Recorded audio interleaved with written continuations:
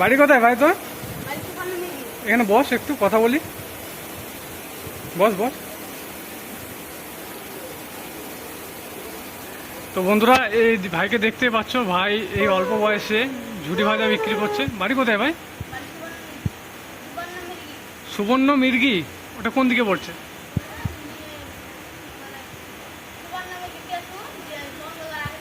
আচ্ছা, তো ভাই বলছে যে সুবর্ণ মির্গি স্টেশনে বাড়ি, ঠিক আছে। তো বাড়ি থেকে কে আছে তোর? আর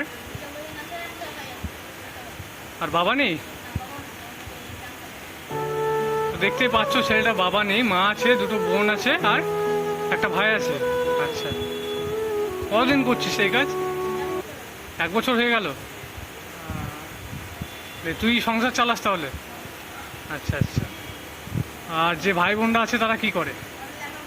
পড়ালেখা করে? তুই তাদেরকে পড়ালেখা করাস? বাহ, খুব ভালো। আচ্ছা, পড়াশোনা করিস না তুই? আচ্ছা, ঠিক আছে।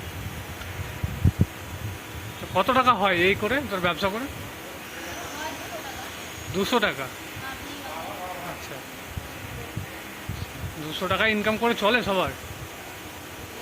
বাড়িতে বলছিস মা আছে, দুটো বোন আছে, একটা ভাই আছে, সবাই পড়ালেখা করে, 200 টাকায় কি চলে সংসার? কোনো রকমে চলে, তাই তো? আচ্ছা, তো তুই কোথায় কোথায় থাকিস একটু বলে দে,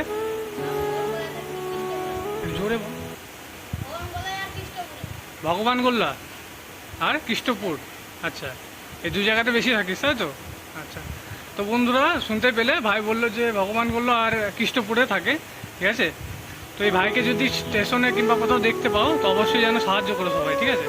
ভাইটা খুব অসহায়, ভাইটা নিজে ব্যবসা করছে, এই যে তোমরা দেখতেই পাচ্ছ যে ঝুড়ি ভাজা বিক্রি করছে। এই ঝুড়ি ভাজা বিক্রি করে তার সংসার চালাচ্ছে। বাড়িতে তার মা আছে, দুটো বোন আছে, একটা ভাই আছে, ঠিক আছে। এই 200 টাকায় কি এখনকার যুগে আর সংসার চলে? তো প্লিজ তোমরা সবাই এই ভাইটাকে সাহায্য করবে। সবই বললাম, ভাইটার বাবা নেই, মা আছে বাড়িতে, দুটো বোন আছে, একটা ভাই আছে। ভাইটি খুবই কষ্টের মধ্যে আছে, খুবই অসহায়। আপনাদেরকে বলছি, ভাইটি কৃষ্ণপুর কিংবা এই লালগোল্লার লাইনে থাকে, লালগোল্লা থেকে বেলডাঙ্গা লাইনে ব্যবসা করে, এই যে ঝুড়ি ভাজার ব্যবসা করে। তো আপনারা যদি এই ভাইটাকে স্টেশনে বা কোথাও দেখেন তো অবশ্যই যেন সহযোগ করুন।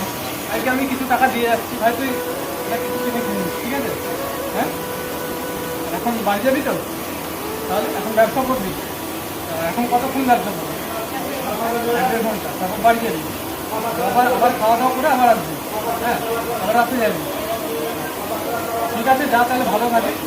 আমি আবার আসবো একদিন, ঠিক আছে? তোর সঙ্গে দেখা করছি। হ্যাঁ, ভালো থাকিস ভাই। হ্যাঁ।